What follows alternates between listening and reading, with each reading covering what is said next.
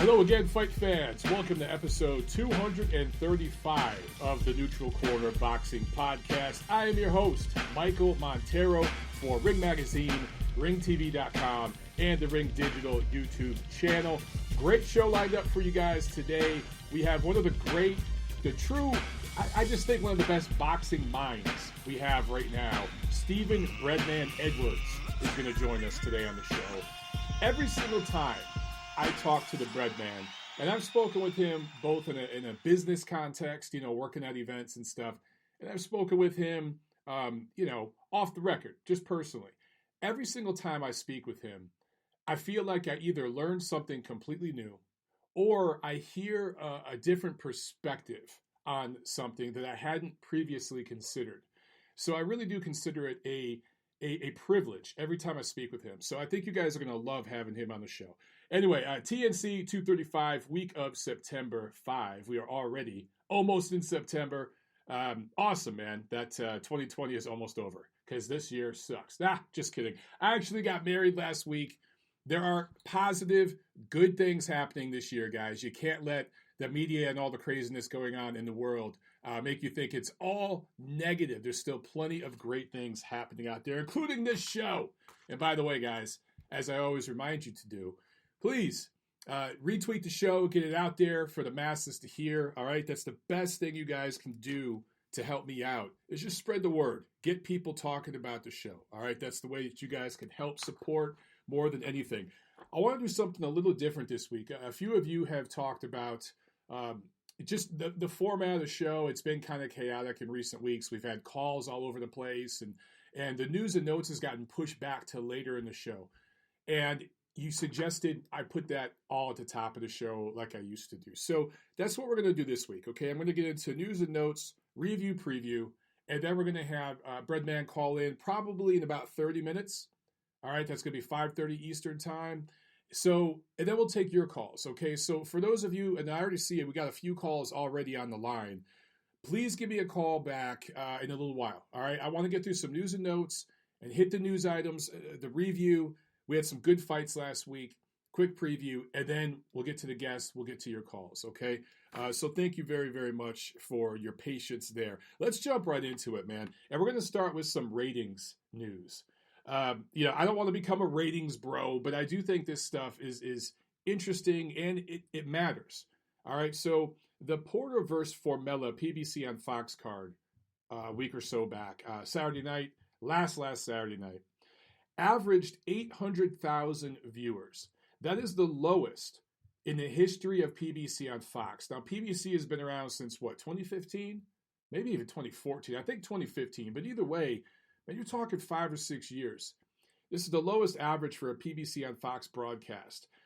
And, well, let me keep going here. So this is why I got slightly concerned, okay? I want to just compare some of these numbers because I know what a lot of you guys are going to say. Man, ratings are down across the board.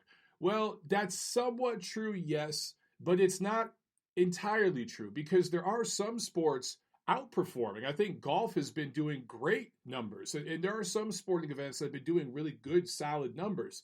But yes, generally speaking, across the board, ratings are down, some more than others. The NBA, I get it. Their numbers right now are abysmal, but that's self-inflicted. They're doing that to themselves, right? And it's because they've taken such a hard line politically. They're basically telling half the country that they're stupid, and they're lecturing to people. They're shoving it down people's throats. It's okay to have a political opinion and express that, as pretty much all of these sports leagues have done, but the NBA has gone way, way over the top, and they're the biggest hypocrites of all, because I talked about, the fact that they're profiteering off of slave labor in China and everything else, right? Boxing hasn't taken that stance. We've seen a few fighters speak about politics and everything, but they've done it from what I've seen, they've done it in an objective, logical, reasonable way, even if you disagree with their points or whether you completely agree with their points. I don't think any fighters or platform have gone over the top politically. So I don't think it has anything to do with the political situation in the country right now. I do think it's somewhat related to the poor matchups we've seen. But I want to talk about Porter Formella because, again, okay, it averaged 800,000 viewers. The main event peaked at 1.2 million viewers. Compare that to Porter Ugas from about a year and a half ago. Okay, it was early 2019. PBC on Fox, that averaged 2.1 million, and it peaked at 2.2 million. So, and some of you will say, well, Ugas is a much better fighter than Formella. Yeah, I hear you, but hear me. Is Yordenis Ugas a more well-known fighter than Sebastian Formella among casual boxing fans, casual sports fans? I don't think he is, right? Amongst diehard fans, sure. Ugas is a damn good fighter. He's one of the best welterweights in the world. So Porter Ugas was a much better matchup than Porter Formella. But my question to you, was that a bigger matchup to the casual fight fan? I don't think so. In terms of name recognition, I don't think so. So for Sean Porter, who is a mainstay, he's a regular face on the PBC on Fox broadcast. He does commentary work all the time, all the stuff they did on FS1 when they had shows going over there. He was a fixture on those shows. People know him. Fans know him. He's been in some of the biggest welterweight fights over the last few years. For Sean Porter to go from, and he's the A-side here, main event A-side, to go from averaging 2.1 million viewers to 800,000, that's slightly concerning. Now, I posted a tweet with a poll. You guys know I love my polls. And I asked you how concerned you were about the post-quarantine ratings with boxing because they've been down across the board, right? The top-ranked ESPN series was low. All of these cards have been low. Everything on Fox, Showtime, you name it. Let's see. 16% of you said pretty damn concerned. 30% of you said a little concerned. 45% of you said viewers will return soon. And 8.7% of you said, I'm done with boxing. I don't believe you people. You've all said that before, and you always come back. But I do find it interesting that essentially about 45% of you were either very or slightly concerned. Another 45% of you were like, the viewers will come back. They'll come back eventually. So it's kind of half and half, man. Okay, wow. Super chat pledge from Chris Singh. Thank you so much, Chris. He says, congratulations on the wedding. I can't thank you enough for that super chat. That's awesome, brother. Thank you very, very much. Thank you so much. Yeah, thank you so much, Chris. Guys, by the way, I appreciate all the love. I tweeted about my wedding that I had last Thursday, and I won't go into it too much on the show. I'll just tell you real briefly. Courts were closed, and me and my wife, we wanted to get married on our 7-year anniversary, which just happened to be last Thursday.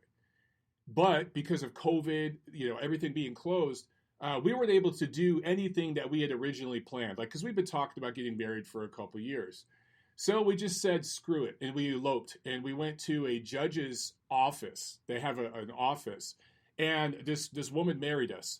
And my parents, my sister, and her husband drove down here to Atlanta to be our witnesses, and we just went, signed the papers, went out and got dinner. That was it. But it was a nice weekend, just to be around family, and it's nice to have it be official. You know what I'm saying? And anyway, there was an outpouring of love and everything from you guys on social media. It means the world to us. I mean, me and Tiffany looked at every damn comment, every tweet, everything. Thank you so much. Seriously. All right. Adrian Broner didn't have as good of a week as I had. He was sentenced to 7 days in jail for violating probation.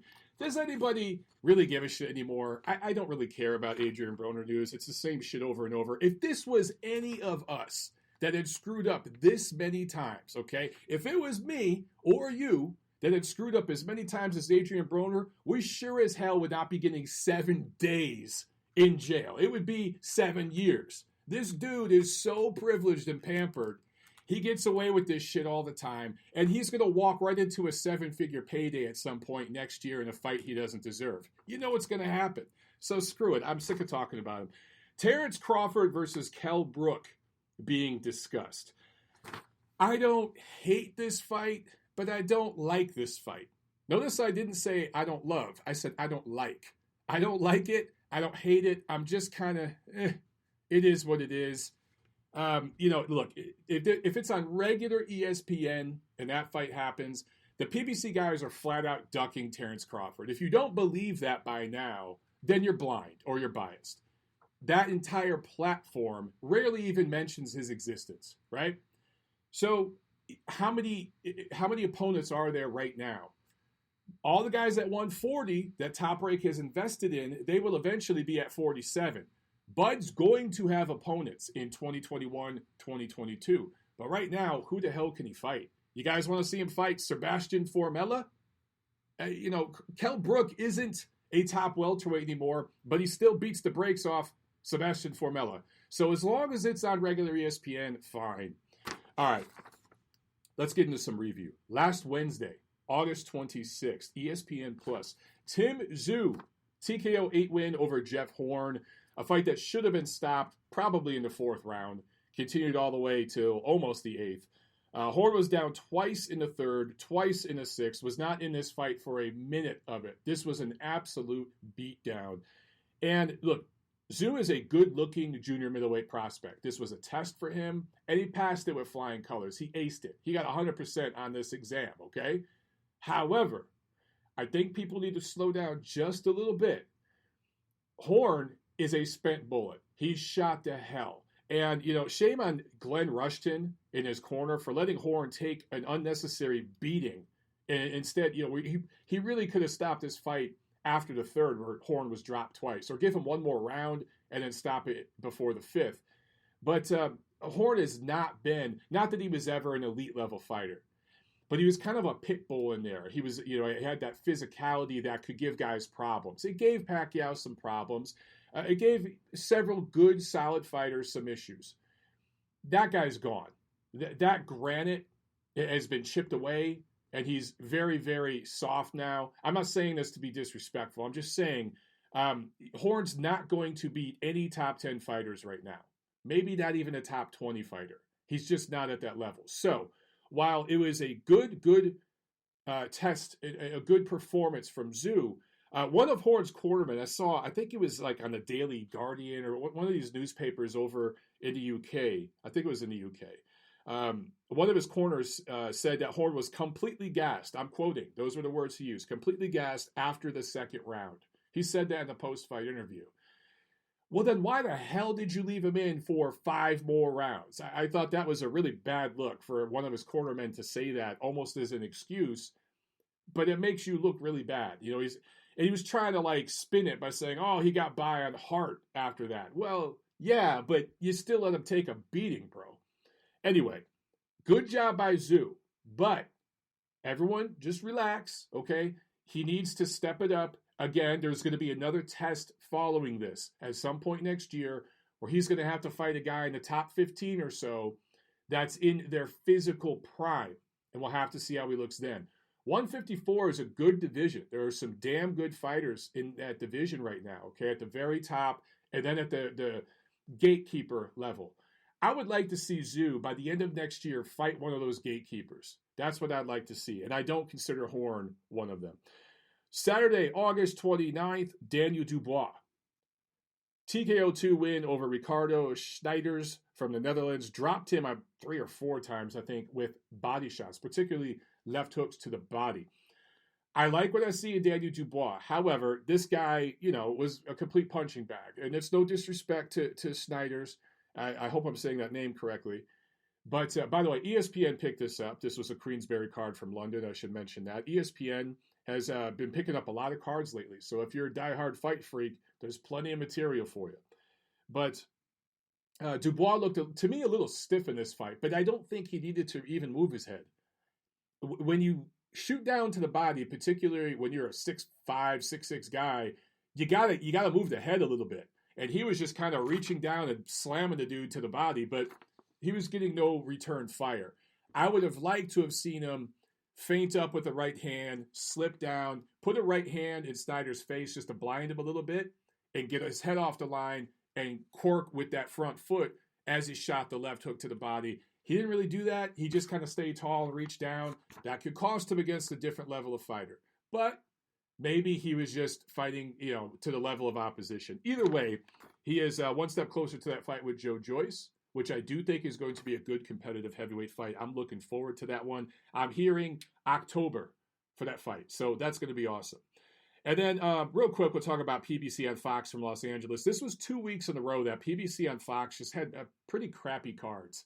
And look, a lot of the top ranked cards were crappy during their bubble series. Okay, like I totally get it, but I just on Fox, you would think, because PBC has Fox and Showtime, and they have such a solid schedule over on Showtime, and they put all the crap on Fox, and I just don't understand that because there's just a much bigger audience.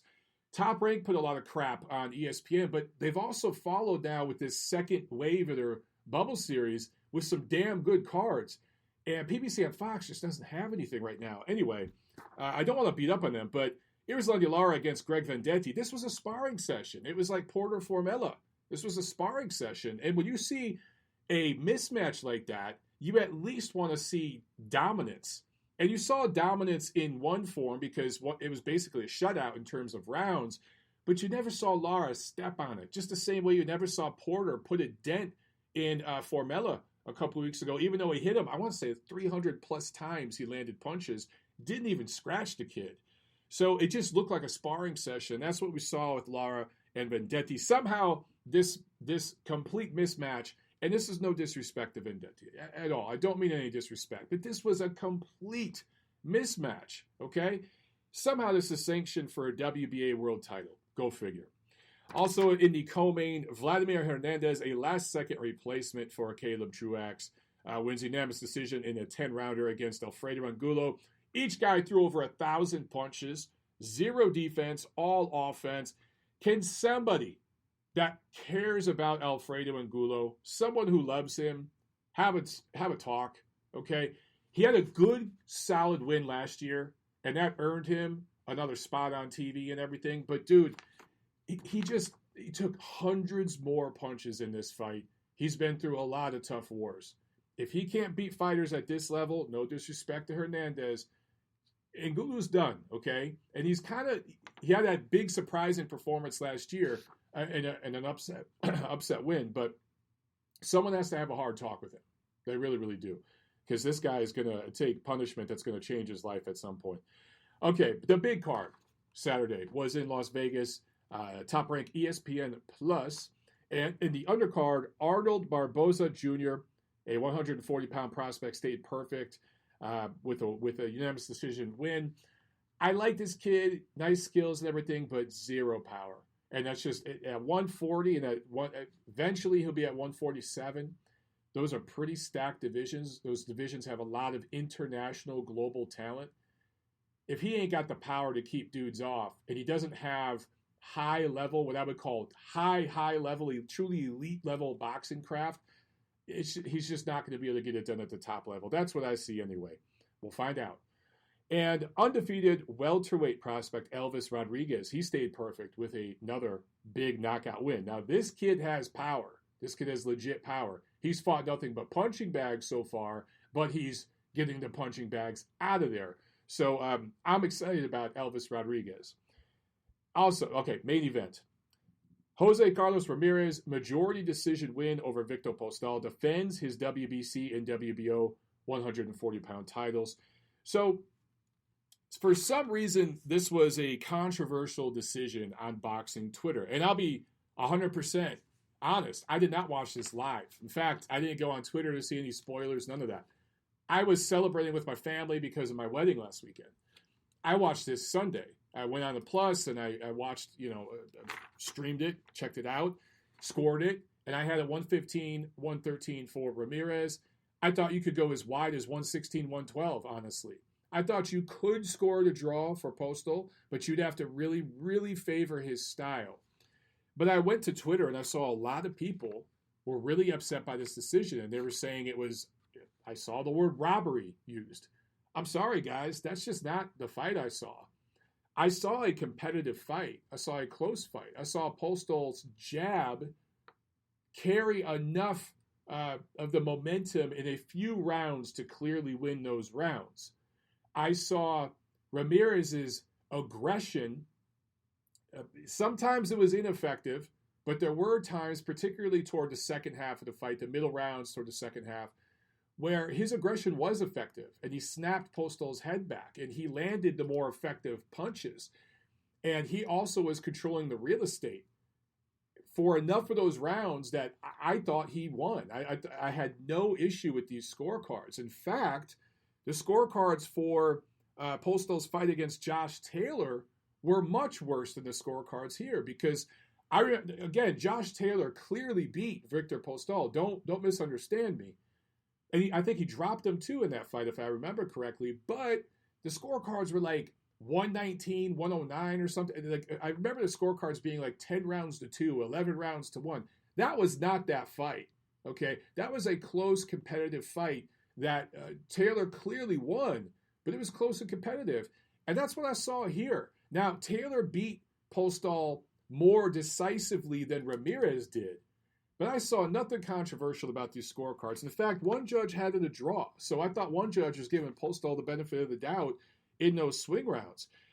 Speaking of Victor Postol, I saw a lot of people on Twitter saying that he got ripped off, this, that, the other. He controlled the jab. Yes, he did. He did control the jab. And Postol, he has 3 losses now.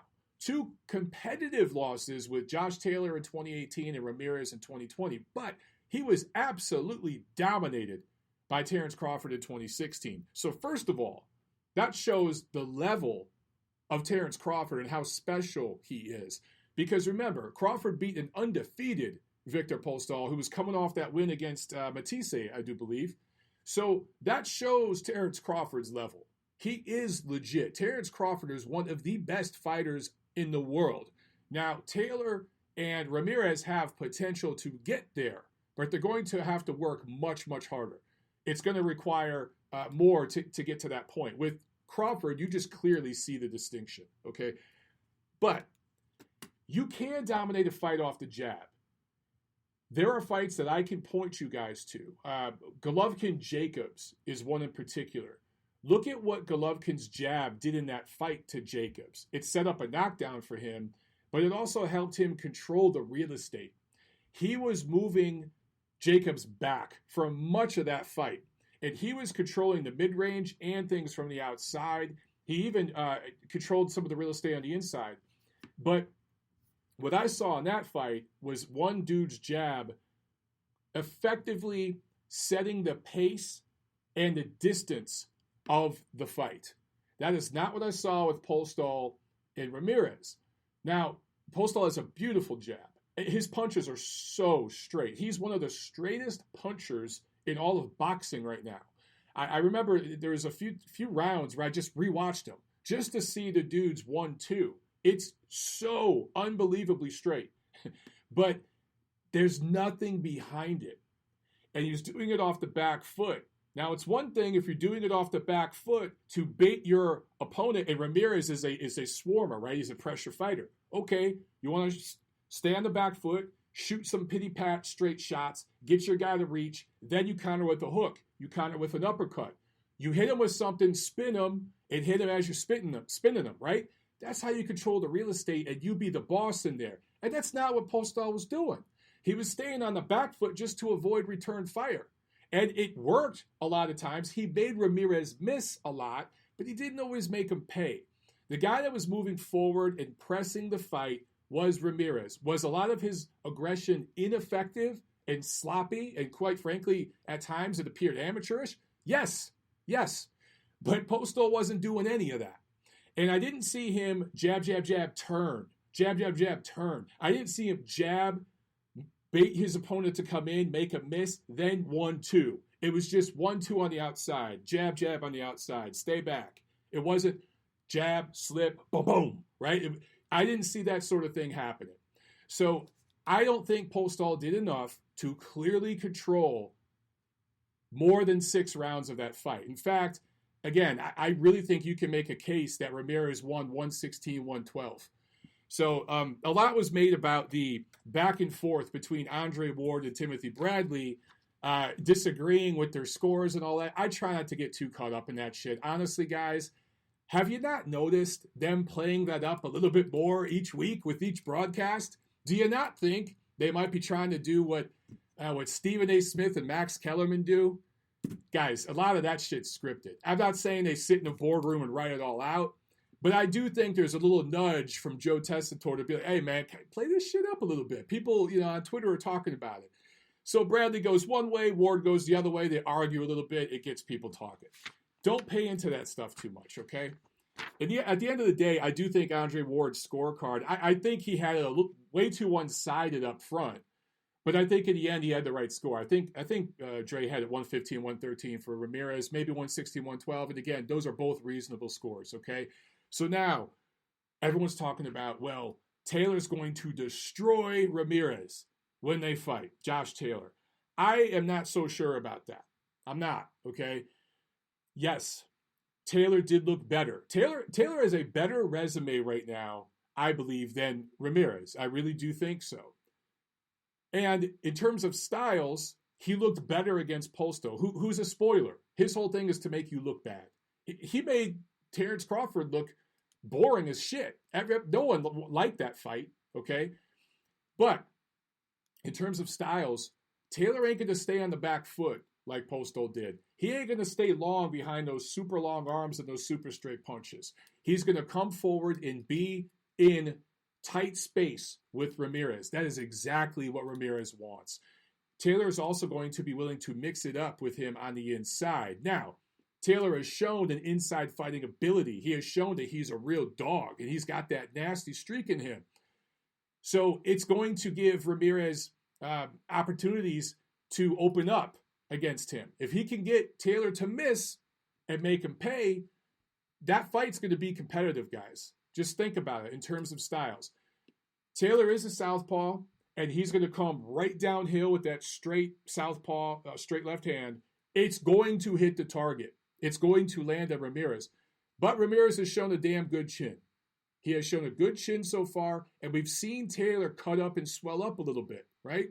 So I'm just telling you, heads could clash, cuts could happen, welts and bruises can happen, eyes could close up. All that sort of X Factor stuff, in my opinion, benefits Ramirez right now, okay?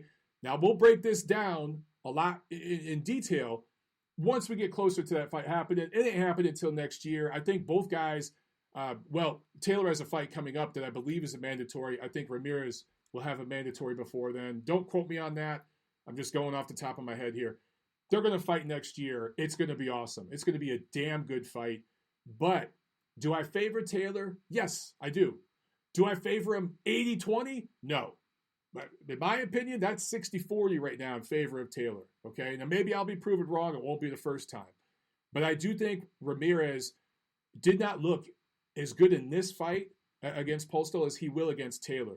Ramirez is the kind of guy that is not going to thrive in an environment like the bubble, in an atmosphere like that.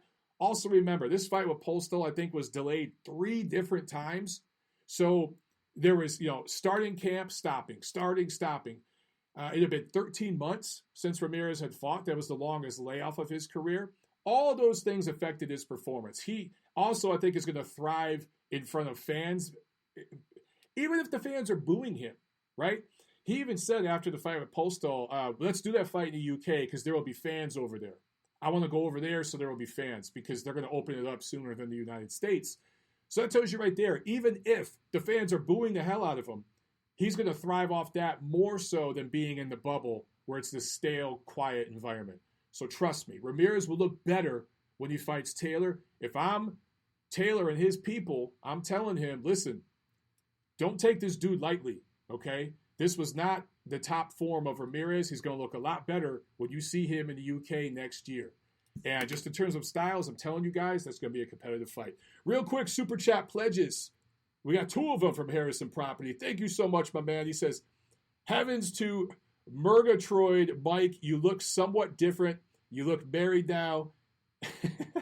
Congrats, buddy. I appreciate it, man. Honestly, guys, I don't feel any different, man. All we did was sign a piece of paper. I feel the same way today as I felt last week. But I will say it feels good to make it official. Another super chat from Harrison Property. He says, do you see Tim Tszyu winning a world title, Mike? And if so, against whom? Thanks, buddy. Yes, I do see Tim Tszyu eventually winning a title at 54, maybe 60. Do I see him becoming the champion of a division? No, I don't see that yet. But I do think he's going to win titles. Particularly, it depends who he gets aligned with politically. but I could see him fighting for, one of the WBA's 500 titles or the WBO title at some point over there in Australia. And I think he's going to win a title. Absolutely. He's going to win a world title. That would be my prediction. All right, guys, let's bring our guest on here. I believe this is him. Let me jump over to the phone lines here. Let's talk some boxing with Mr. Steven Breadman Edwards. Breadman, is that you? Yes, it is. How you doing, Mike? I'm doing good, man. How you doing? I'm good. I appreciate you being on the show, brother. It's great to have you on, man. First of all, well, you know what? You're just outside of Philly, I believe. I just wanted to ask, what's going on there with the COVID situation in relation to gyms? You got your guys back in the gym training? What's the protocol there? You know what? I try to go in the gym at rent out my own little space where I'm going. When I go in, there's nobody else in there, because a lot of people don't know this, man. But about a month ago, I caught the COVID, and it was brutal, Mike. Damn. I mean, it really was brutal, man.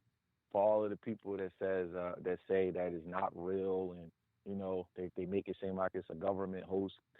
I thought I was going pass away, man. It was that bad. I lost 15 pounds.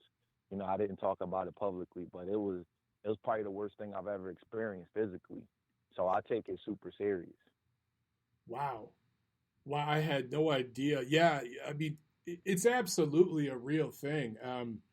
I think the media, look, I don't like the media, period. I think they engage in fear porn. But it's interesting, you say that you had such a bad reaction to it. I've talked to several people that had almost no reaction, and then I've talked to other people that struggled with it for 2 weeks. So it seems to hit people so differently. What were your symptoms? I mean, did it feel like a bad flu, or did it feel like something else? It came on like a flu. Okay. But then it changed. It started to first off, the first thing that I noticed, I started getting a little cough, and then I started getting a headache, and the headache became progressively worse. And then I lost my sense of taste and smell, and my friends and family were saying just eat, Steve, just eat. And I'm like, it's just not that simple. You can't really. I don't know if it's a physical thing or a psychological thing, but I couldn't eat. It wasn't that I didn't want to eat. I couldn't eat. So I lost my sense of taste and smell, and it attacks your nervous system, because I couldn't sleep, Mike. For 2 straight days, I just stayed up all night, and it's a feeling of just uneasiness and discomfort. It's almost like you're in a state of paranoia, and I could see why so many people have passed away from it. Because if you're weak mentally, it breaks your spirit. It breaks your willpower, and then you'll get a little better, and then it will drop you back down. Then you'll get a little better, and it'll drop you back down.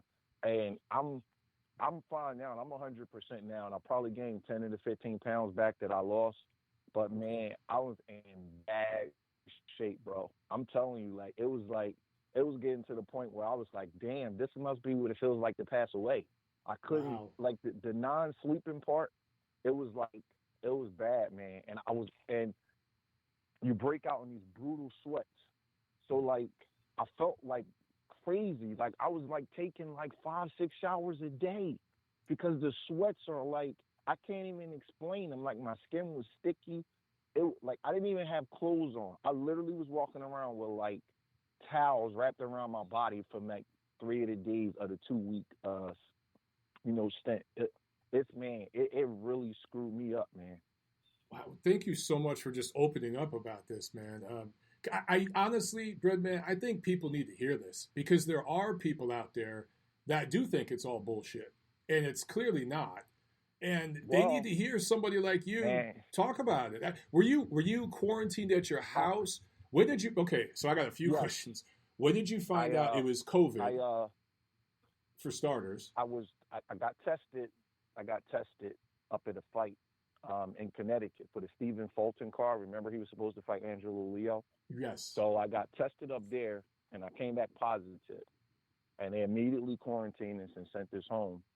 And as I'm driving home, which is a 4-hour drive from Connecticut to Philly, I just told my wife, like, get the kids out of the house, go to your mom's. I'm going to quarantine in the basement. I got the COVID. And she was like, are you shitting me? And it was horrible, man, because I'm a real active dad, and my kids were running in the junior AAU Junior Olympics the following week. I couldn't even go. So I was like, that was one of the, as weird as it may sound, that's one of the first things I'm thinking about. Like, I wasn't even thinking about missing the pay of the fight. I'm like, damn, man, I'm not going to be able to go see my kids run. So when I got home, she was gone, and I didn't touch anything. I just went straight in the basement, and, I just started fighting it. Like, I mean, that's all I can say. I just and I tested negative exactly 2 weeks later. Okay. I hired a company that does like the disinfecting and sterilizing fog. I hired that company. They came in and sprayed my entire house down. They charge you by the square foot.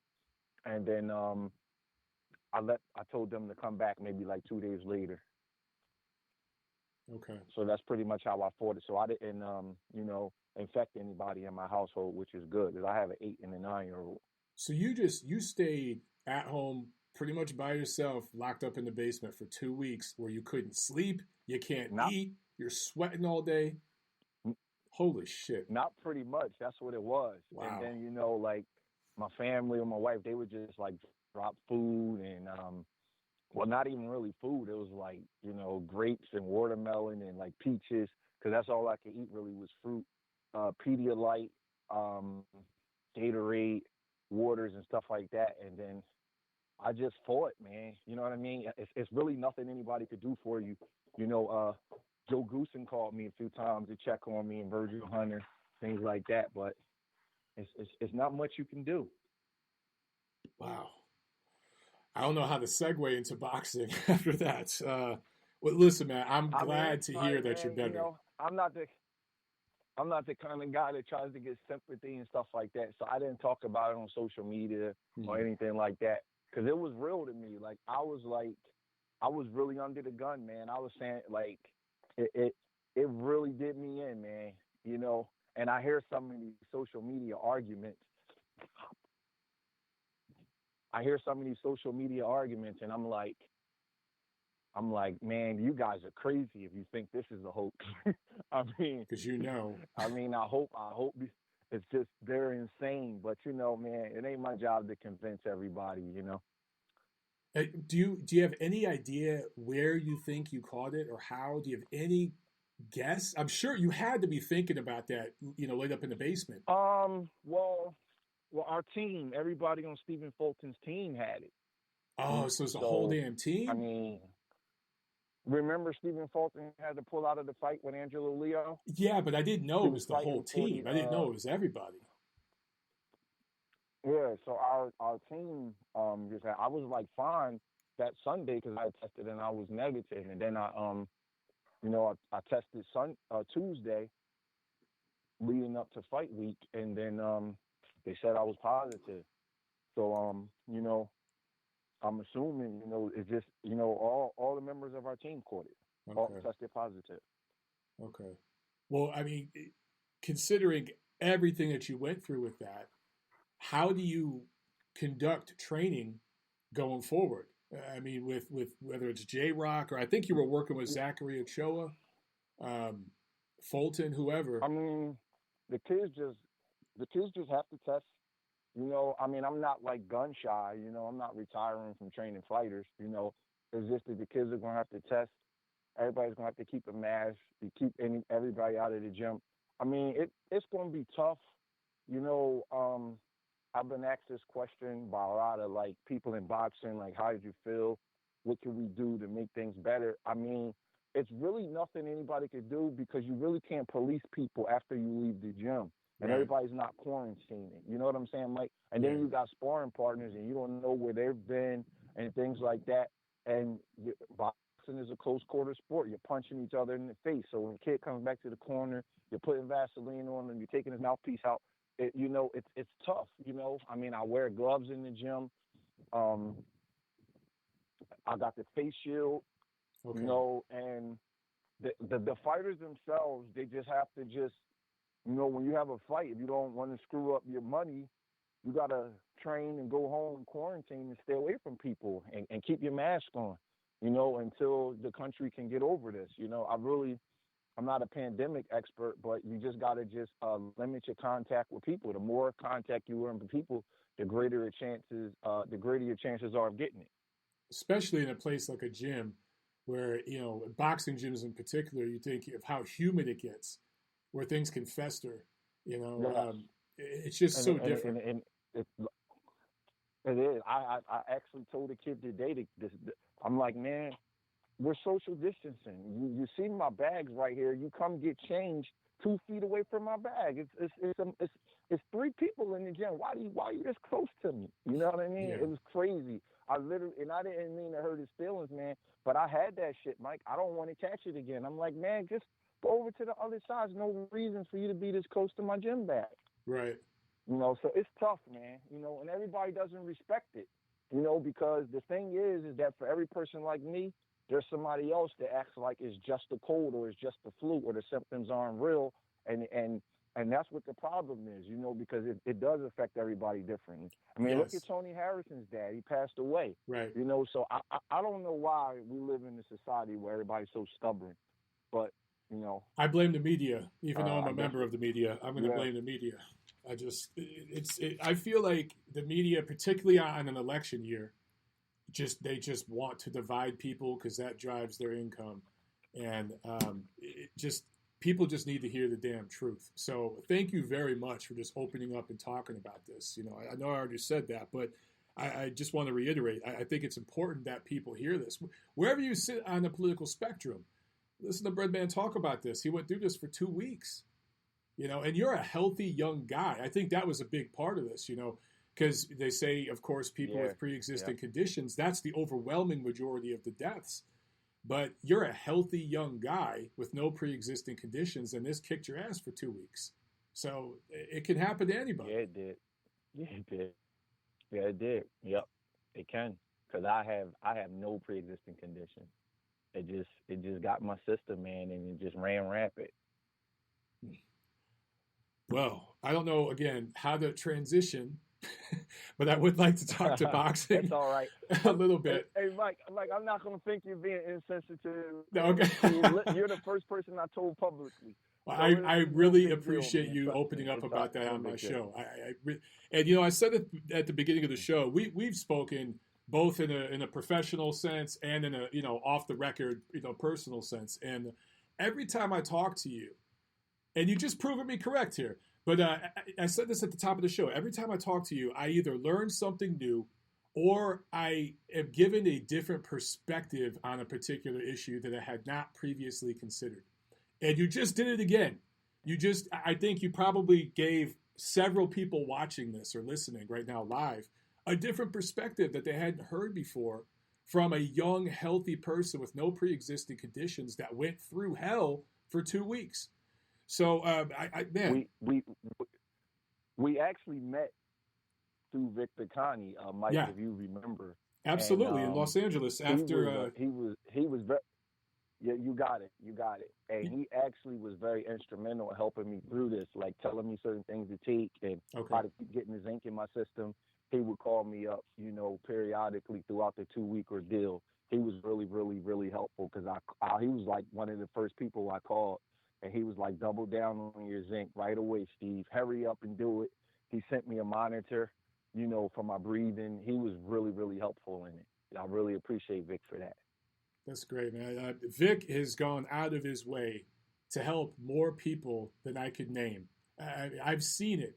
I've seen him go out of his way. I saw, again, we met through him after that Charlo fight, right? And just right there firsthand, I saw some of the things. I mean, he's just a good dude. People talk about his past, but look at what he's done since. He's helped so many people in and out of boxing more than I could name. But okay. Yep. Let's get to. I want to talk to you briefly, and I don't want to beat this dead horse because obviously you've talked about this a lot, but I haven't had a chance to talk to you since since J-Rock fought Jason Rosario, and what happened in that fight? You guys, J-Rock had such momentum after the Hurd fight, and it just seemed like a switch got flipped somewhere with Rosario. Was it just a matter of styles? Was there an issue with the weight cut for J-Rock? He just didn't look as energetic, as vibrant to me. You know what, man? It's a lot of things that I probably could, I probably would be more comfortable talking about them a little later. Okay. But right now, I don't really want to get too much into detail about a lot of things. I haven't really spoken to him like that. But the one thing that I will say is that you got to give the other guys some credit. Like nobody's going into a fight 100%, and things happen and can't, and as any fighter, I'm not saying specifically in Julian's camp, but just in general, things happen. So when Jason Rosario showed up, he showed up. He was better than anybody had ever seen him before. I took him super serious. I knew he was going to probably fight a little bit over his head because that's what young guys do when they first title shot. They're sharp. They train their butts off. So you got to just give them credit, and it just proved that it's easier to win the title than it is to hold on to the title. Definitely. And one thing that I don't do, man, I don't disrespect an opponent. I don't take anybody lightly. And I see people like, they'll talk about somebody like Triple G. Oh, yeah, 20 title defenses against tomato cans and this, that, and the other. And I always say, man, anytime you're in the ring, a world-class dude that's good enough to get a title shot and you beat him, that's an accomplishment because it's not easy to put together title defense after title defense. Right. And you got to give that guy credit. And, there's things that happen, but at the end of the day, you got to find a way to deliver. And that's how I feel about that. I don't know what's going on with Jason Rosario, but, we had the advantages. Julian's more experienced. He looks to be the better boxer. He's used to going 12 rounds. We were at home. The guy is from a warm weather place, so we had advantages, going into the fight. The dude just came and he performed, and he did what he had to do. So I just got to give him credit. And, right now I just don't want to speak on everything that happens because it comes off as an excuse. But there was a lot of things that you're dealing with, as a trainer, and Julian was dealing with as a fighter. But, it's not the first time we had to deal with things. You just got to overcome them. Right. That's just how boxing is because nobody cares about the excuses. They care about the results. Right. So you got to figure out a way to win the fight. That sounds like one of those off-the-record discussions we can have because, the things I learn off the record that go on in this sport, brother. Okay, the reason why I asked you about that is because, Rosario's fighting Charlo now. And obviously, you've had an up-close look. What do you think about that fight coming up, and who do you favor in that matchup? I think it's a violent fight. I think the fight's going to come down to the best catcher, not the best pitcher. I think that Rosario's a good fighter. I got a lot of respect for him, but I think that he probably looks a little bit better against Julian than what he really is. Whenever I see a guy that performs like that, you kind of come back down to earth. That's like the guy that gets the 50-point game. And the next night he may get 20, but he doesn't get 50 again. Right. So I'm not expecting him to look like that versus Charlo unless he's truly a great fighter. So if you twist my arm, Charlo, neither one of them are what you call hard to outbox and things like that. But those guys got world-class chins. They're strong. They're determined. They're athletic. And they got willpower. They don't stop trying. So sometimes when you don't have like the freakiest boxing skills and things like that, you got other things to make up for it. Because you can see that, like with Harrison and, that you can box Charlo, you can hit him. Trout was able to do things to him, but it's hard to discourage him, and it's hard to do it for 12 rounds. So if you made me pick, I would say Charlo, probably like a fight of the year kind of fight. Maybe a late stoppage. That's my guess. I think his stamina is probably a little bit better. I think he's a little bit more experienced. But I respect Rosario. He does some cute stuff in there. He's not just a straight brawler. He can counter punch. He can do little things. Right. But I think overall, I would probably favor Charlo. What about the other Charlo against Derevyanchenko? The other Charlo, that's the one that we went up against. I think he's a little bit more patient than the brother, and I think that Derevyanchenko is probably just a little too small for him. Not like little too short. Derevyanchenko looks to be about 5'6" or 5'7" from what I could from the eyeball test, and Charlo is a shade over 6 foot, and I just think that the size difference of him being able to close the distance on Charlo is a little bit too much. I think it's going to be a competitive fight because he has pedigree. But I see a lot of people are picking Derevyanchenko. But when I look at Derevyanchenko, he also has like kind of a cold chin. Like you can hurt him early. Triple G hurt him early, and if I'm not mistaken, Danny Jacobs hurt him early. And I think Charlo's a hard, heavy-handed puncher. And I think, in both of those fights, the knockdown proved to be the difference. So he's one of those guys that seems like he has to get warmed up a little bit.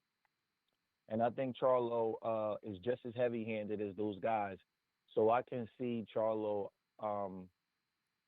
winning a comfortable decision or getting the stoppage. I just feel as though the other guys are a little too small to close the distance. Charlo will kind of sit and just throw that pole jab, and it's going to be a lot for him to get past. I'm more comfortable in this fight than I am the 154 fight.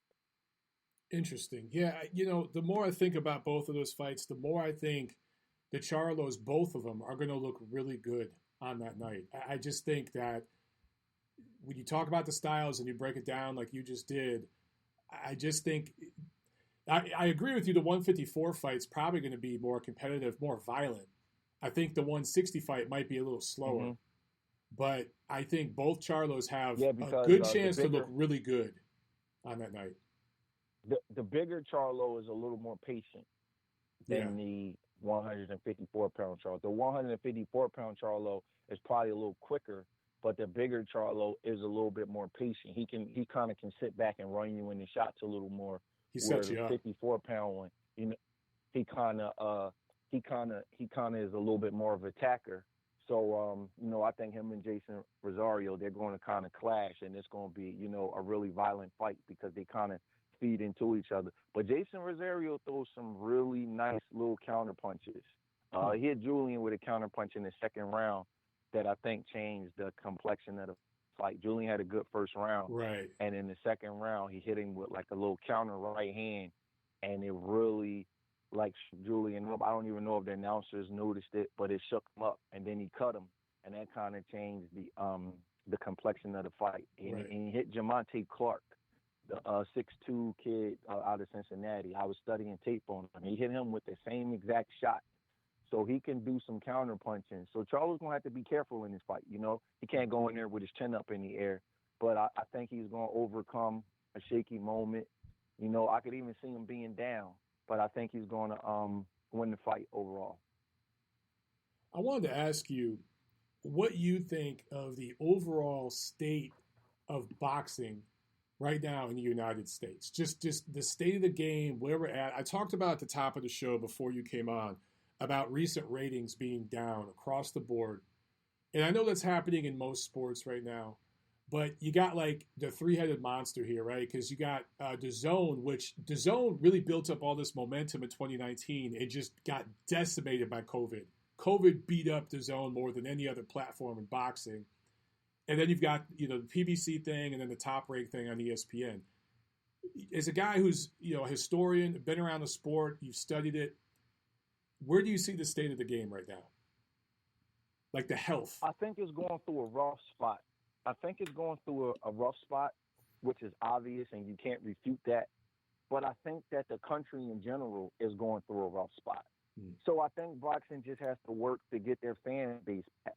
I think that As much as they try to accommodate with the no crowd, I think that a boxing crowd is helpful for the fight. It gives an ambiance that you kind of need for a fight.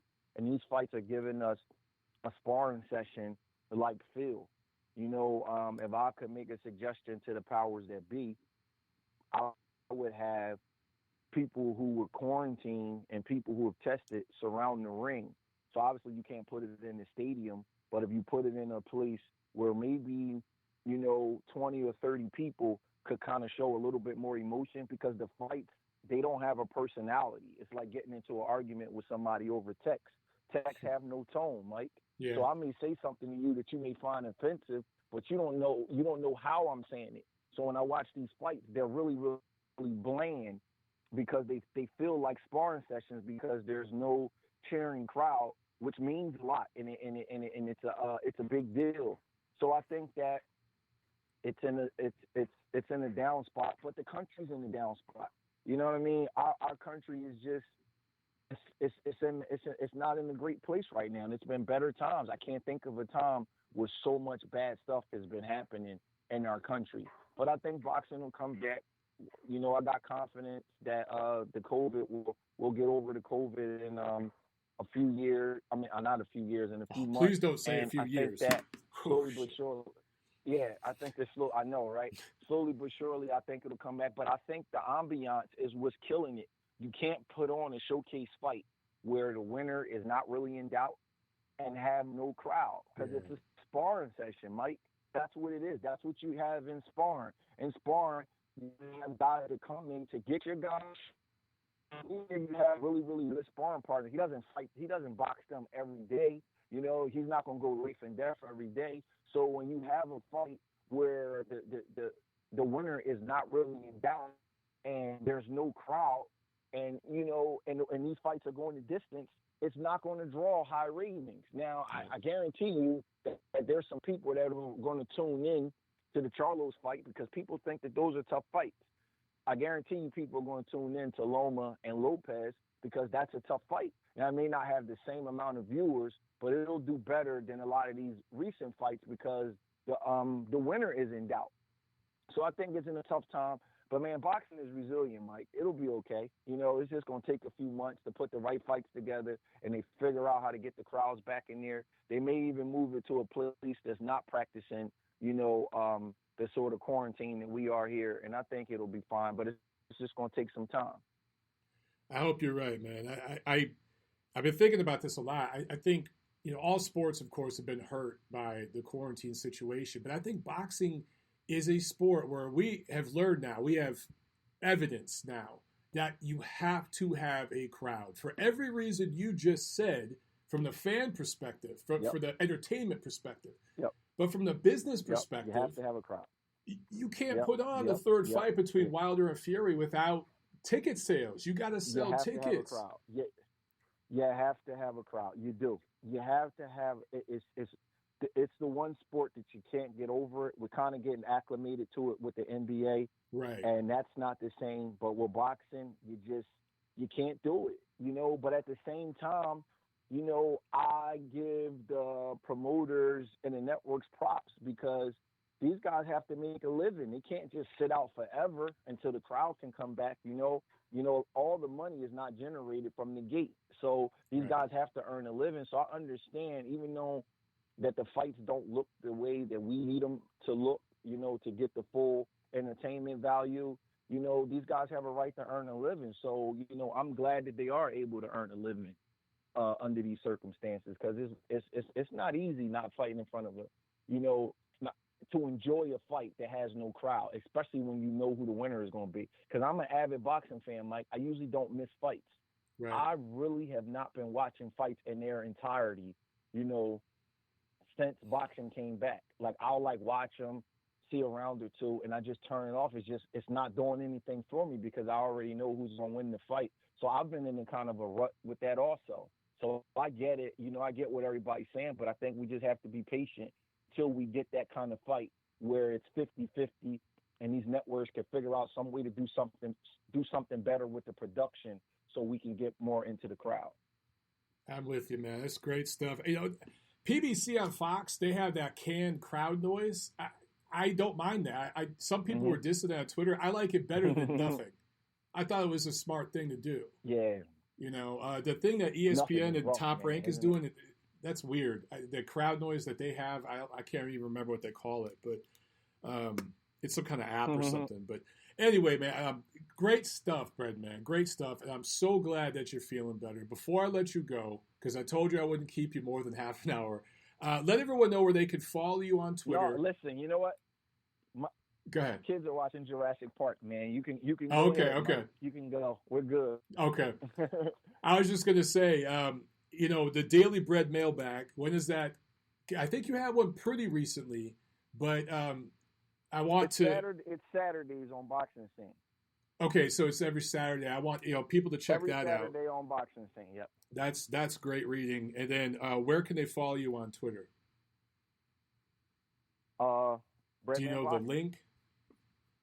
In fact, let me pull it up. I will read the link. I'm pretty sure it's just. Yeah. Oh, it's just Breadman Boxing at Breadman Boxing. Yeah. You should have a lot more followers, man. Yep.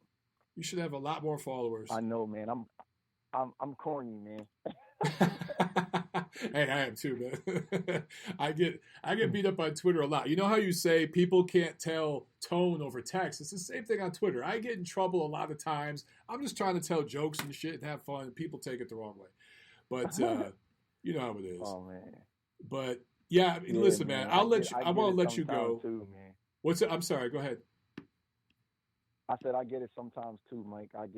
I'll say something and I'll come back and I'll have like 50 notifications and you know, guys are cussing me out, calling me all kinds of names, man. Oh, Jesus. I'm like, damn, bro, I didn't know it was that bad. Dog, everything. I could literally say, fuck cancer. And some guy will retweet me and be like, what about AIDS, motherfucker? It's just always. It's just something like that. Twitter. Man. I got married last week. You know what, man? Most people on Twitter were like saying congrats. There were some dudes talking shit about that on Twitter, that I got married and posted a photo of it. There were some people talking shit about it. Oh, man. Congratulations, man. Thank you. Congratulations. That's cool, man. But man, that's the life. You know what, man? We just live in a society, Mike, where people are used to saying things without accountability, and they get comfortable with it. That's all. You're a big guy. Those same guys, you will punch the shit out of them in real life, and they wouldn't say that to you. So now they get their rocks off, and they say it on Twitter. I go through it all the time. I just block them. Yep. You know, it's just a bunch of cowards. They're not human beings. What they are social media creations. It's like an alter ego where they get a whole lot of courage to say different things that they could never say. I see how they harass the boxers. But what I try to do, because I think social media is poison to the brain, I only interact with certain people, and I try not to follow social media. I may post about a game or a fight or something that I saw, but I try not to like go and scroll down and follow it, because I didn't. If I saw that you were married, I probably skipped over it and didn't realize it, because I would have said congratulations. But I try to stay away from that, man. You know what I mean? Just following. You know how people wake up and just scroll down social media and they spend like an hour a day seeing what people didn't post it. I try not to do that, man, because there's some sick individuals on social media these days. That's smart, man. I wish I was as smart as you, because my dumb ass goes on there and looks at all the comments and all that. And sometimes it's funny. But a lot of times it's crazy, like, though, man. Yeah. I need to just, you know who tells me to just ignore a lot of that shit too is Steve Kim. My friend, you know, Steve is a great guy. And he's always, and Doug too. Doug Fisher is like, just ignore that shit. And I do 99% of the time, but it's that 1% that I'll just be like, fuck it, let me read this. And then I'm like, God damn it. And then I get pissed off, you know, my blood starts boiling. And then you start going back and forth. With some idiot with a fake account. And then now you pulled off your square, man. Trust me, I know. I'm not 100% perfect with it, but I've figured out a way to just block these idiots and not keep going back and forth, man, because everybody can't have a respectful discussion, and they can't disagree without insulting. It's the weirdest thing, man. It's like they want to bully you to have their same opinion. So it's like, you know, it's crazy, man. On that note, I'm gonna let you go, brother. It's been awesome, man. Yep. You're a great Yep. guest. Let's do this again soon once you got some fights scheduled. All right, we'll have you back on. Yep. All right, brother. Whenever you want, man. Whenever you want, just give me a buzz. Thanks a lot, Mike. Appreciate it. Have a good night. All right. There he goes, ladies and gentlemen. The great Stephen Breadman Edwards. Someone that I think, again, as I said at the top of the show, one of the truly great boxing minds that we have right now in this sport. If you're not reading his Daily Bread mailbag, even though it's on a competitor site, I'm going to give it to you over on Boxing Scene. Go read it, okay? And he does contribute to Ring a lot. I did a piece, in fact, a couple months ago, earlier this year, where I did a breakdown of Lomachenko Lopez. This was before it was even official because we knew it was going to come eventually. And I talked to Jonathan Banks and I talked to Breadman. And I asked them, if they were in the corners, how they would train and prepare their fighters for that fight. And I got some great stuff from both of those guys. But Breadman is truly one of the good dudes in this sport. A must follow, and definitely a guy that you should read his mailbag.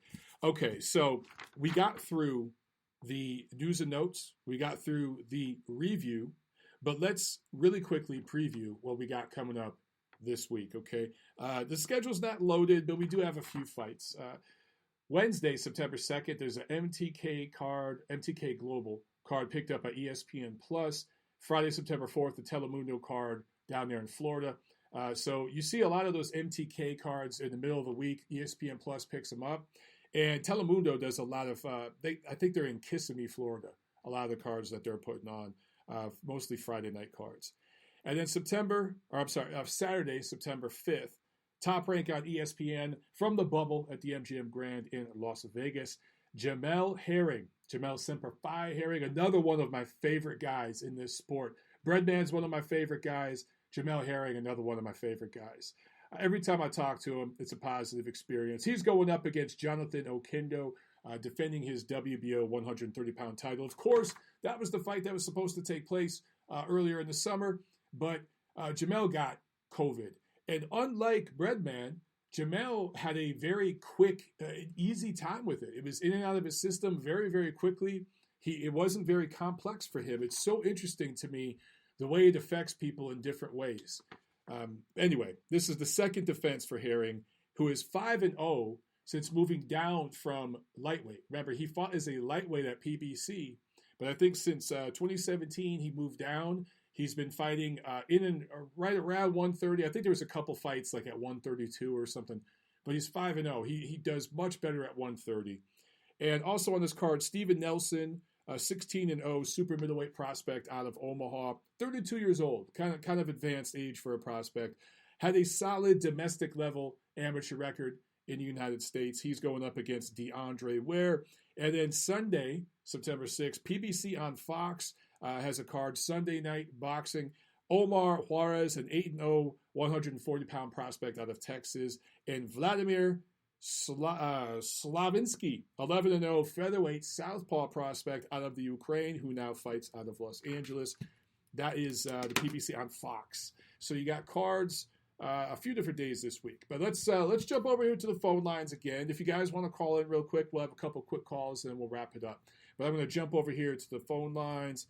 And let's see, 773, you're on the neutral corner. Go. Like, What's up? Once you like to watch a fight, watch it go the distance and be on the edge of your seat to see who reads the scorecards, have some suspense, have some anticipation. Were you like that when they were about to read that scorecard for Postal versus Ramirez, or you know who they're going to pick? You know who the winner was, who they're going to choose as the winner. Well, I felt Ramirez won, man. I don't know if you were watching earlier, but I scored it for Ramirez 115, 113. I thought he did enough. So Yeah, did you think fight. that Postal won? I thought Postal won, but I know it was a relatively close fight. I thought Postal outboxed him for the majority of the fight. Beginning rounds and the later rounds, I thought he was just more active, more consistent. But either way, it doesn't matter because everybody knew Ramirez was going to get that decision, and that's my point. You can see it was like a joke on Twitter. It's like, yeah, Postal, good fight, really close fight, but they're not giving you that decision. You're going to have to knock the dude down. You're going to have to knock him out to win that fight because Ramirez, the poster boy, he's the A side. They want to set up a unification bout. He's got the Mexican fan base behind it, the Mexican market. And that's my point regarding boxing decisions, the judges. It's like, it doesn't matter what Postal did. He wasn't going to win that fight. He'd have to get rid of him and knock him out, and he's not really known for a knockout artist. I think he's got like 12 knockouts in 30 fights or whatever. So that's my point. And but as far as the fight goes, I just thought Postal was more active. He was landing the cleaner shots. He was landing the cleaner shots. His jab was clean. It's always on the jaw. Straight right hand. He would keep him honest every now and then. Throw a straight right hand right down the middle. It would land clean. A lot of Ramirez punches, they were kind of grazing off the shoulder, and they were just sloppy. It didn't look like they were clean, effective strikes. They looked sloppy. A lot of the body punches were landing on the elbows and arms. Well, let me say something, okay? I think because you hit on something that I do think people get a certain impression. Let me just interrupt you. Sorry to interrupt, but I will say this, okay? Postal looked more refined. Victor Postol looks like a more refined boxer. He looks more comfortable because he's a veteran. He's a little more stylish, and he was more balanced. The punches are straighter, and he just looked more like a consummate technician. Ramirez did look sloppy. He did look a little awkward. He looked at sometimes amateurish. But you don't score a fight based on how a guy looks. If a guy looks sloppy versus sharp, it's about, well, you know the 4 scoring categories. But I thought Ramirez, yes, and you should go back and watch when I did the review of this fight, man, because I'm curious what you think about what I said. Postal did a very good job throwing. I really love his straight punches. He throws beautifully straight. For a guy with such long arms, his punches are so beautifully straight. But it was 1s and 2s, all off the back foot. He wasn't setting traps. He wasn't necessarily throwing counter shots. He wasn't necessarily making Ramirez miss and then pay. It was a 1-1, 1-1, 2 occasionally, and that was it. He wasn't throwing hooks. There was no uppercuts. He wasn't turning Ramirez. He wasn't pushing him back. He wasn't pressing the action. There was enough jabs there, I thought, to win 4 or 5 rounds pretty clearly for Postal. But I don't know, man. There was a lot of close rounds that were up for grabs, and I just preferred Ramirez's aggression. Some of the shots were grazing. Some of them did hit the elbows and the gloves, but some of them did get through. The biggest shots in the fight were landed by Ramirez, man. He snapped Postal's head back several times in that fight. Yeah, there's one punch in particular that rocked Ramirez, but that rocked Postal, but Postal landed some really powerful shots on Ramirez. You saw one punch; it buckled his knees.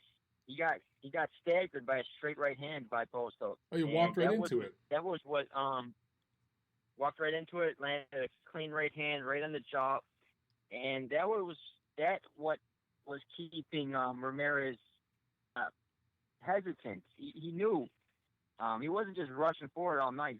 There's plenty of time where he was stuck, kind of bewildered. He was kind of lost, where he didn't want to just come rushing forward. And then probably 30 seconds later, he would come blitzing forward, charging forward all sloppy, throwing sloppy hooks. A lot of them missed. I just thought most of the fight, Ramirez was bewildered. And you could see that at the end of the fight. He was like, he knew he didn't win that fight. You saw Postal, he won that fight. He knew at the end of Postal didn't complain about the scores.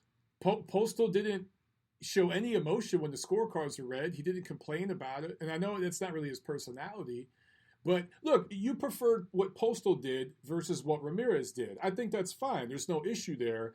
And I understand the point that you're trying to make in regards to the A side and the B side and the demographics involved. It's not a racial thing or ethnic thing. You're talking about the money, the power structure. I get that. But I don't think that was the case in this particular fight, man. Now, Ramirez has had close fights. There was fights, what was it? I think it was his fight with Zepeda. You go back with last year with Jose Zepeda, who's Mexican, right? That was a very close fight that a lot of people felt Zepeda won. I thought that fight was much more closer than this fight, personally. So while I understand the point that you're trying to make up front, I don't necessarily think it applies to this scenario. Now, do I think it applied to Canelo Golovkin 1? Yeah, of course. That was a side. That was establishment versus outsider. Like, I get what you're saying there. But that wasn't the case here, brother. I don't think that was the case here. My last one before I head out. Boxing fans, they always bring up the sweet science. Oh, boxing, it's a sweet science. What looked like the sweet science in there? Ramirez charging forward. At one point, he got completely spinned around against the ropes, did a 360 because he was so off balance, so sloppy. And then he got countered by 2 right hands by Postal.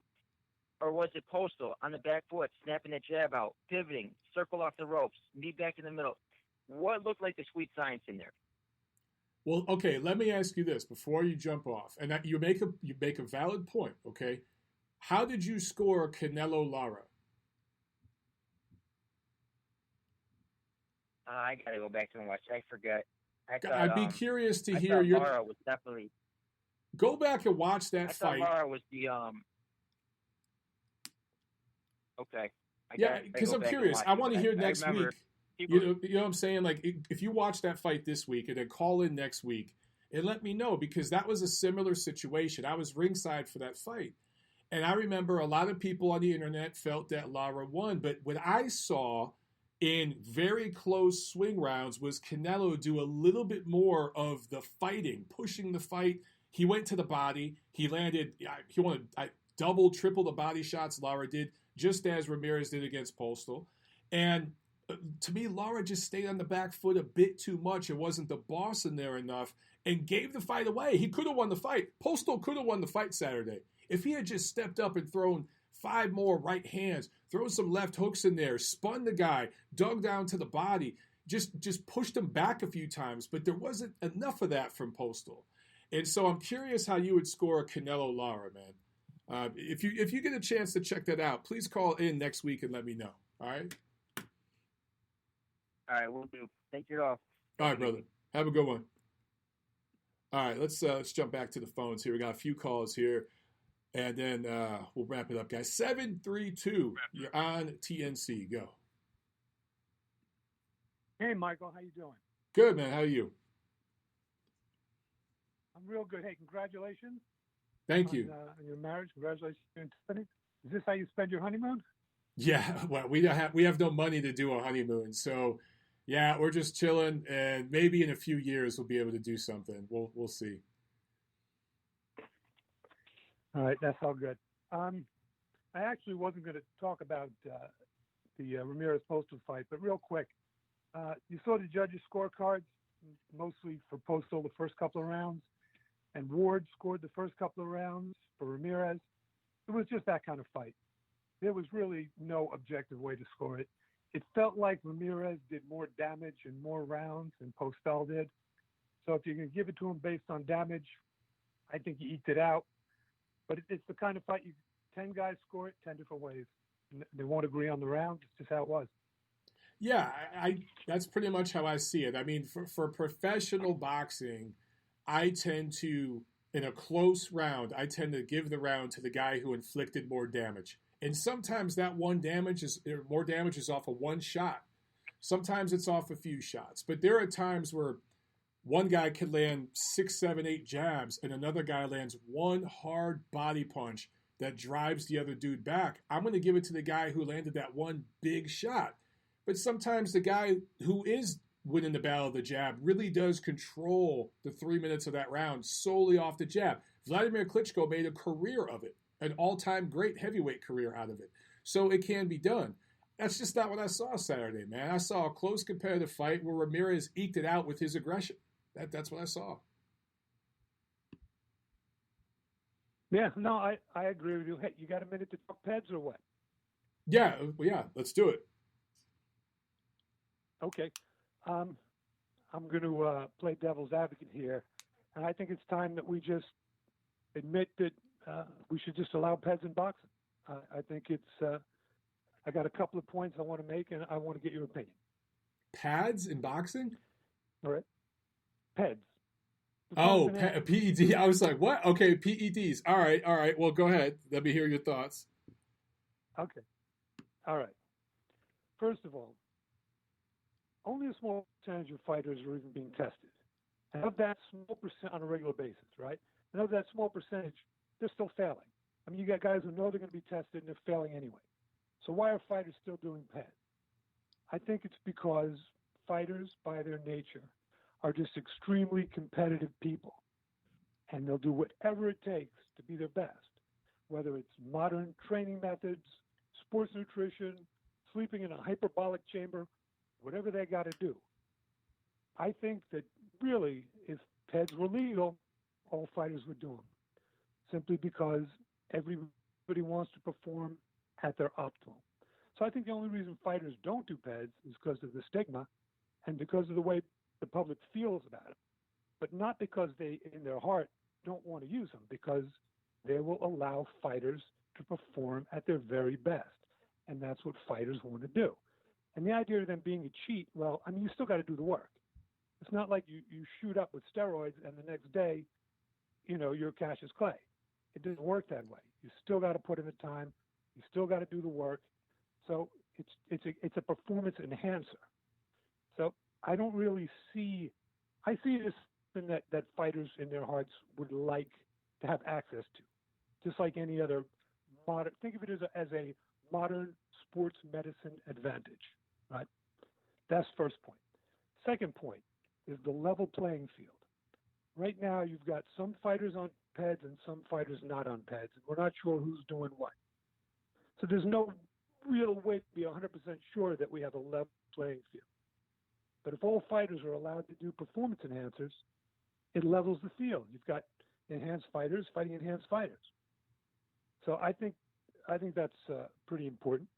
And thirdly is the elephant in the room is fighter safety. Everybody talks about fighter safety, how important it is. I mean, these guys are getting paid to hit each other in the head. So fighter safety is important. But the most important thing is the product, all right? So PEDs do allow fighters to train longer, fight harder, so it gives a better product. But a level playing field would make things more safe. I think we can agree that a fighter on PEDs fighting a clean fighter is a lot more unsafe than two fighters on PEDs. And I don't know if there's any real evidence that shows that fighters on performance-enhancing drugs are in any greater danger from each other than two clean fighters. I mean, injuries happen in boxing. If performance enhancers make you bigger and stronger and hit harder, don't they also make you better able to take a shot, right? So those are my points. So I'd like to know what you think.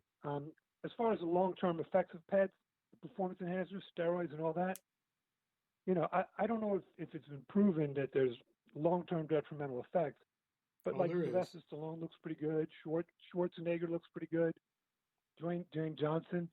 I mean, okay, they're not fighters, but they're obviously juicing. And they seem to be all right. But anyway, all I'm saying is that I don't think we can win the battle of eliminating performance enhancers. I think fighters are always going to want to do them. And I think that if you allow them and you regulate them and you allow people to disclose what they're taking, get a level playing field, I think we'll get a better product. And I think that's the only way that you can really defeat it. You can't beat them. I think you got to join them. So what do you think?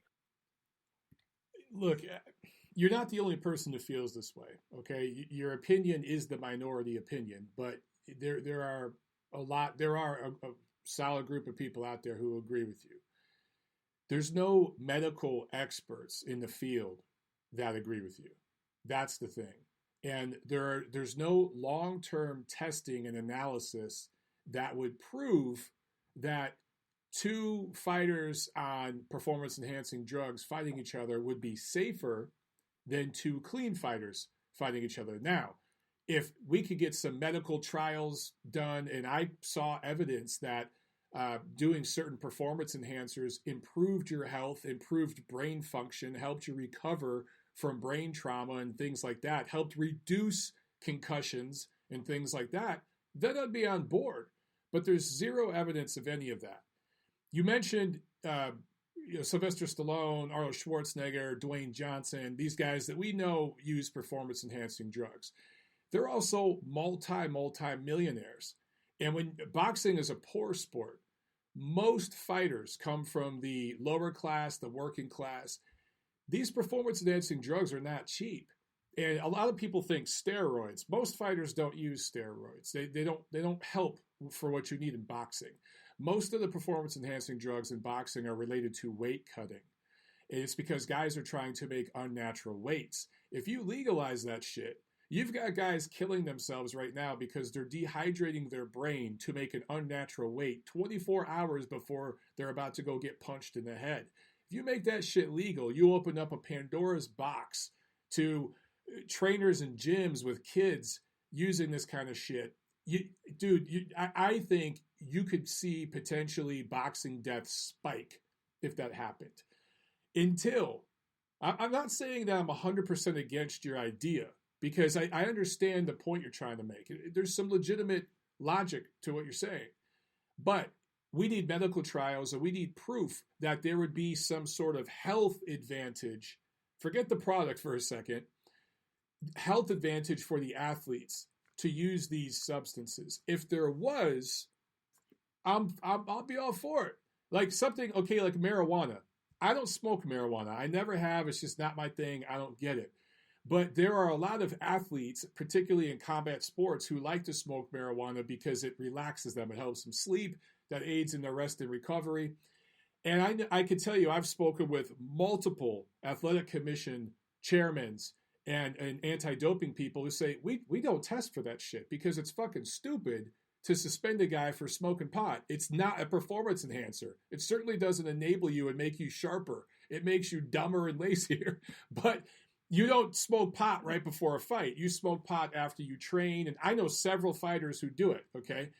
But there was a time where a lot of commissions were testing for that. And you saw guys get suspended for smoking pot in camp. I thought that kind of stuff was stupid. But if a guy's taking pills, or not pills, but supplements to help him unnaturally cut weight, that's very, very dangerous. And I've seen the studies. I've read over them. A lot of that shit's way over my head, but I've been with experts who could explain to me what the studies said. And you're literally dehydrating your brain, dude. You're doing things to your body that will cause irreversible damage later on. Arnold Schwarzenegger, Sylvester Stallone, they weren't doing that stuff. They were bulking up, doing roids and things like that. That had an effect. Remember, Arnold's had open heart surgery, bro. You think that may have come from being a doper? There's so much evidence that this shit's bad for you and little to no evidence that it's good for you. There's some anecdotal evidence that if you do it the right way, you can have a positive result that's okay. But how do you regulate that? So until we get some sort of scientific medical consensus on all of that, I would say we keep the shit illegal. I agree with you. Most fighters are not tested. It's not that hard to beat most of these tests. But I think that for right now, you got to keep it illegal, bro. You'd be opening a Pandora's box there where people could get really, really messed up. But it's an interesting question, and I think one that we can entertain. Yeah, I'm just playing devil's advocate here. I don't have a dog in the fight, but I'm just trying to figure out. It feels like the fighters want to do it. Some do, some don't. I know Nonito Donaire would never touch that shit. He doesn't smoke pot. He doesn't do any of that shit. He doesn't. He's not that guy. I know some fighters that don't drink coffee. They don't drink caffeine, right? So it depends on the person. But I agree with you. And it's not just fighters. It's athletes. Athletes will always look for a competitive advantage. Always. Yeah, no, you're right. I think every point you made is fair and true, except for the part about smoking dope before a fight. I think Julio Cesar Chavez Jr. might disagree with that. But otherwise, okay, he is the exception. Yeah, no, I think you're on point. It just when they start hitting, I'm not going to be a Canelo defender, but I mean trace amounts of clenbuterol and things like that. It seems like we're splitting hairs, you know. I mean, I just again want to find a way to make it. I will say this: a chance to be their best, make it fair for everyone. But you know, you make good points about the weight cutting. That weight cutting is dangerous anyway. I mean, it's horrible. Same day weigh-ins. That's what kills people. Look, we had 5 deaths last year, and you know, I studied several of them in depth, and I can tell you things I know off the record, things I know on the record. More than one of those deaths last year was related to the weight cut. That is ultimately what killed several of those young men last year. Yes, they took trauma to the head, but if they were fighting at a natural weight and cut weight the right way, they would have survived those fights. So you got to think, dude, this is a sport where it's about cutting weight. Sometimes it's about gaining weight, but it's more about cutting weight. And the way guys do that, as it relates to these drugs and these supplements, a lot of times it's very, very dangerous. Some fighters have $1 million teams around them. They have dudes around them that are mini scientists, right? But most fighters don't. They're training with their dad, their uncle, whatever, and they don't know what the fuck they're doing when it comes to this stuff.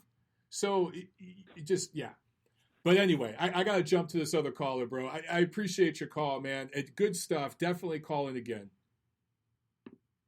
Roger that. Take it easy. All right, man. Have a good one.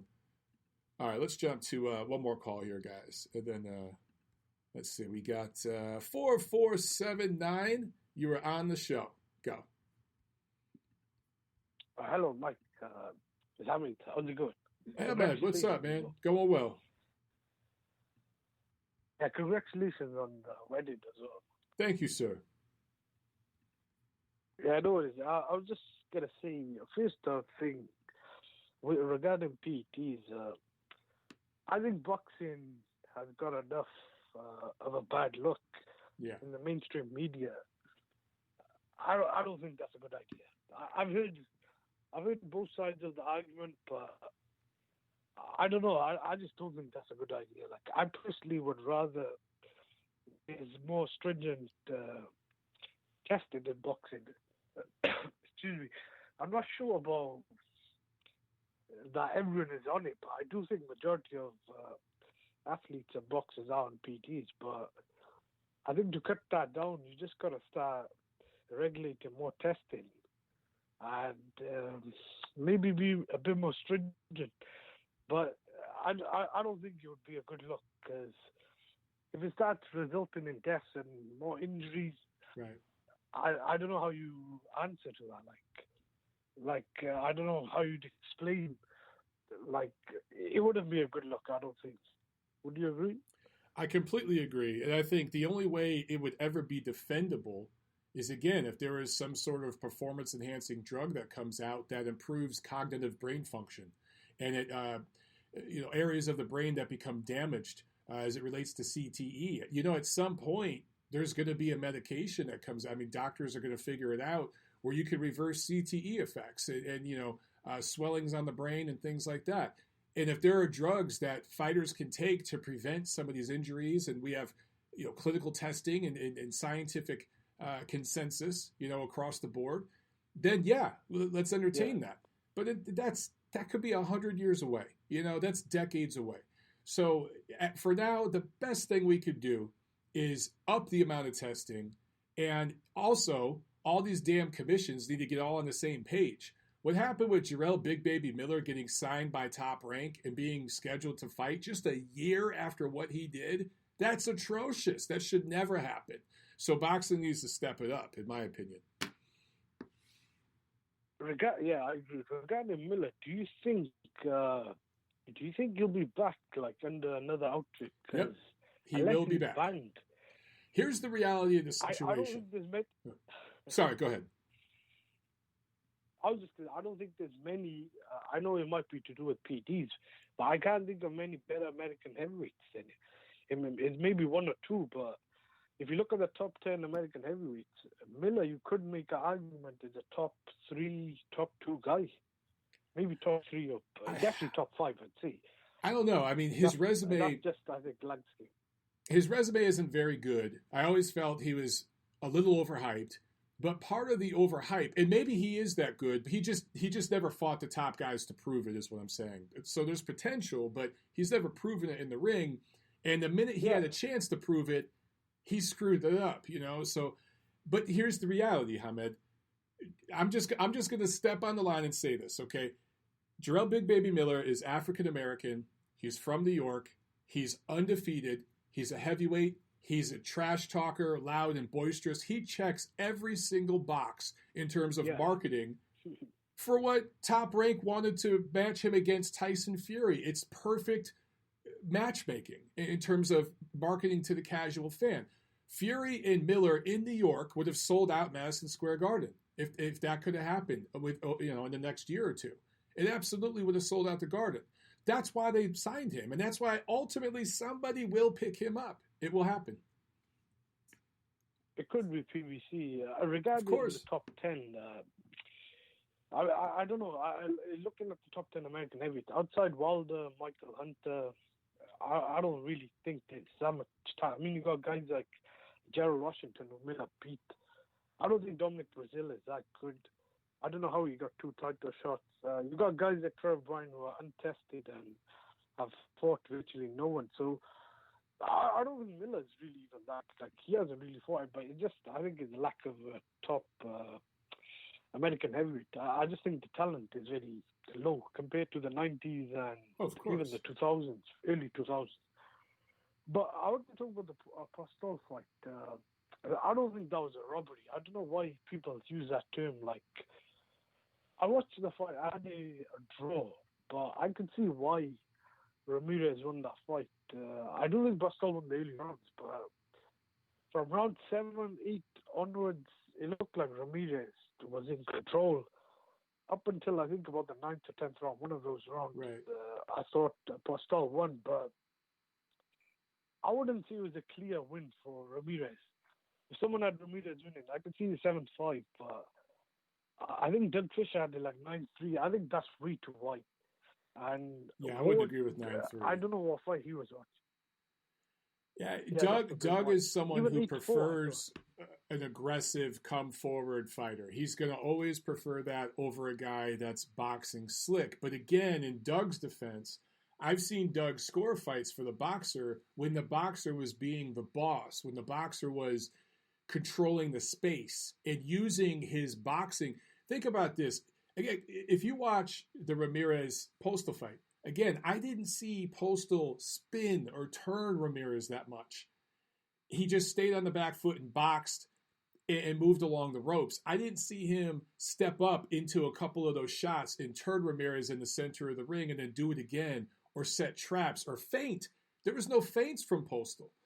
There was some, but it just wasn't one of those fights. If you look at the body language and how do I put it? If you look at overall body of work, body shots, who finished the fight stronger, who was mixing it up, I think Ramirez was the right guy who won it 7-5. Even though I did drop, I wouldn't call it a robbery. I just don't think Postal did enough to win more than you could probably 6 rounds because there was a lot of close rounds. At the same time, I do think Ramirez has had 2 close fights, which could have been a draw and a loss. So I'm not sure if Ramirez is as good as some people thought, or maybe it could be down to styles. But that Josh Taylor-Ramirez fight is a really good fight. I do think Taylor is a favorite, but I'm not sure if Ramirez would beat Prograis. I think that's a really good fight. I'd love to see that fight. Is to happen. I'm not sure.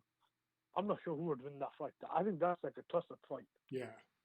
I would love to see that fight. Prograis and Ramirez would be awesome because just the way both of them throw punches upstairs, downstairs, both hands. I think Prograis probably has a little more levels to him and it could make adjustments better. I think Ramirez is kind of like he does one thing.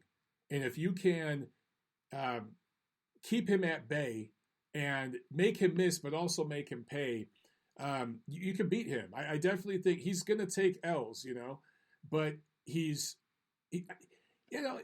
better than some people think. He's worse than other people think. He's a good quality right now, top 5 140 pounder. I think one day he'll be a top 10 welterweight. But do I see a pound for pound level talent there? No, I don't. I just don't. Yeah, I think his win over Maurice Hooker, that was a really good win. Like, I'm surprised how he ended that fight quickly. It was I think it was a left hook and he knocked him out pretty quickly. But I was at Taylor Prograis and I wasn't too far from the ring. I seen Prograis take some big shots. I'm not sure if Ramirez could take those shots. Right now, I'd say I think Taylor beats him definitely.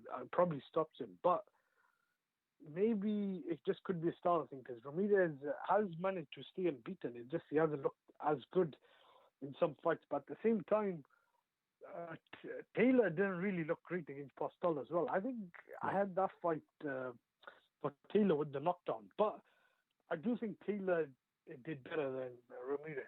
Agreed. Yeah, I said the same thing earlier in the show. Right. It was like 7-5, 8-4, same kind of thing. But Taylor won his rounds clearer than Ramirez did. There were more swing rounds in Ramirez's fight with Postal. But Postal makes everyone look bad. That's what he does, his style of boxing, But I think Ramirez will look better against Taylor than he looked against Postal. But I agree with you. I favor Taylor to win that fight. And it could be a huge breakout type of win for Taylor. Who knows? Or Ramirez could show us a level he hasn't shown us yet. We just don't know. I'm excited for that fight when it happens. Yeah, I was going to say one last thing before I drop off. Okay.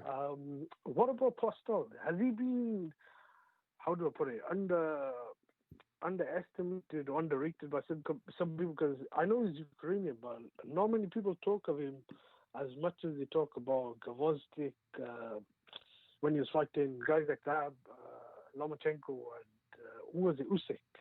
But I don't know. I think he's kind of been underrated by some people. Maybe a lot of people. I think he's probably a little underrated because of the way he fights, and he's not the hardest puncher. He has 12 knockouts in 34 professional fights, so his style and everything.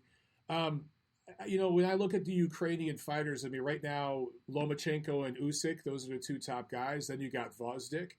And then right under that, you've got Derevianchenko, Postal. He's kind of right there in that mix, So he's probably number 6 best Ukrainian fighter in the world right now. And that's saying something because the Ukrainians, they're doing pretty well right now. So I think he's a damn good fighter. He's a top 10 guy at 140. He gives just about anybody in that division major problems. And his style is good enough and difficult enough where he could compete with some top welterweights. I just think he's always going to come up short against the elite level fighters. He's just a notch below that. He's just not quite elite. Yeah, he was meant to fight Prograis in I think it's 18. I can't remember. It's 2018. But I think he pulled out and Dongo stepped in and Prograis knocked him up. That would have been a really good fight. He does have a really good win over Lucas Matisse, which right. I know Danny Garcia did beat Matisse, but he didn't even stop him. And I remember Danny Garcia was meant to fight him, but he didn't fight him. So I think he did get avoided as well by some of the guys. He was from avoided. the PBC, but I think he's an awkward guy, and I think Crawford's win has really aged well. But thanks for taking my call. I appreciate it, and I'll speak to you soon. Thank you, Hamed. Have a good night. Hamed brings up a great point. People say that Terrence Crawford hasn't beat nobody. That's one of the things you always hear. Oh, Terrence Crawford hasn't beat nobody. And they say that about Lomachenko, too. Terrence Crawford's win against Victor Postol was a shutout. He absolutely shut him out. And I believe he dropped him, too. I'm pretty sure that he dropped Postol once or twice in that fight. And he had Postal just running in the later rounds. He absolutely dominated Victor Postol. That win has aged very, very well. I mean, that's, listen, man.